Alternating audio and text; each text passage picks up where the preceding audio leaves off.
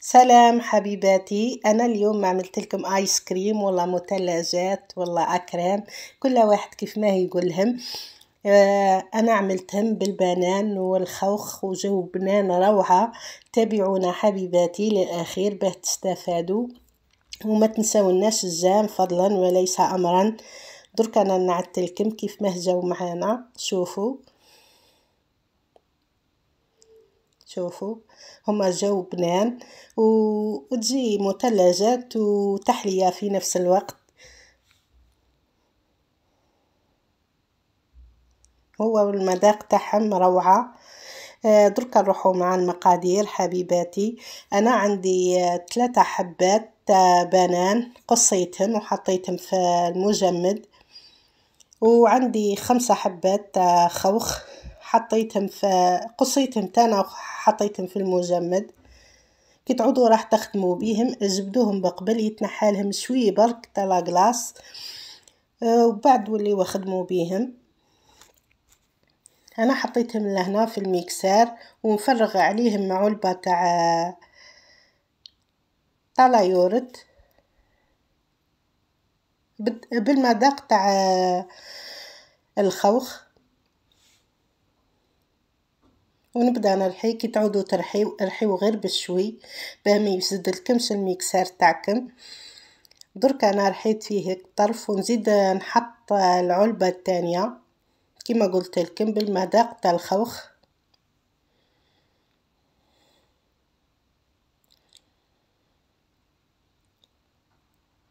درك انا نبدا نميكسي فيهم حتى يترحاو كامل. هي الطريقه دي تجي بنينه روعه. تابعونا حبيباتي. درك انا نحط 2 ملاعق ونصف، وانا حطيت نصف كاس. انتم حطوا من المره الاولى نصف كاس، خاطر انا بعد زدت الكريم شانتيي.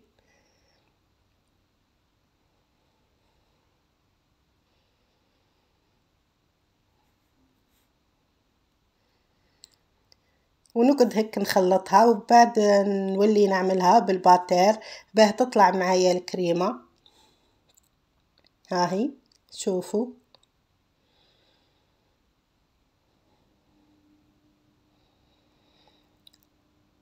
تقعدوا تعملوها هيك حتى تطلع معاكم. كما قلت لكم انا خصتني هيك طرف. بعد انا عملت نصف كاس في المكونات هذه كامله.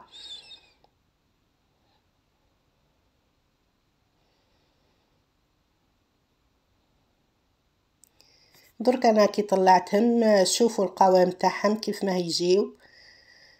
درك انا نفرخهم في العلبه لهنا ونحطهم في المجمد.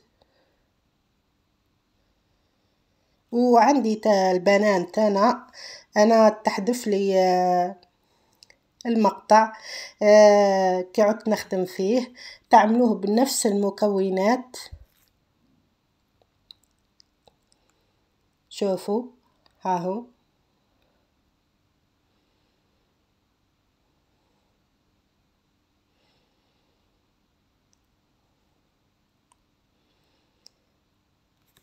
هاهو كيف ما عملتوه. انا حطيت 2 علبات. حطيت البنان وزدت حطيت 2 علبات تاع لايورت بمذاق تاع البنان، وحطيت نصف كاس تاع كريم شانتيي وخلطت. وهذا هو القوام اللي تحصلت عليه.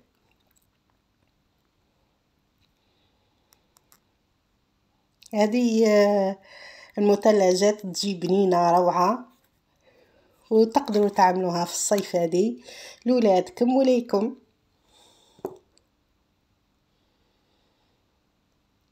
درك انا جبت هذم لي فيغين نحط فيهم.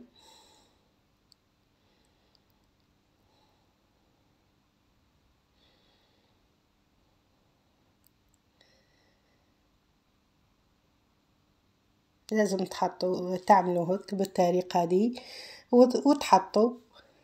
وكي تعود ما عندكمش هذه اعملوا بالمغرف كيما نعدت لكم انا في المره السابقه اللي عملته في الفيديو السابق.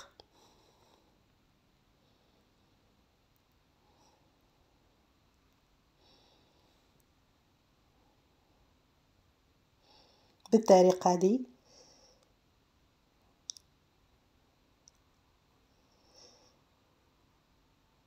وهي المذاق تاعها والله جبنين روعة، وتجي مثلجات وكما قلت لكم وتحلية في نفس الوقت. انا زينتها من هنا هيك، شوفوا كيف ما جت معنا. تابعونا حبيباتي للأخير، وتابعونا خطوة بخطوة بتستفادوا من نصائح. ودرك أنا نخليكم مع الفيديو حبيباتي، ونشكركم بزاف، وتابعونا. إلى اللقاء، سلام حبيباتي.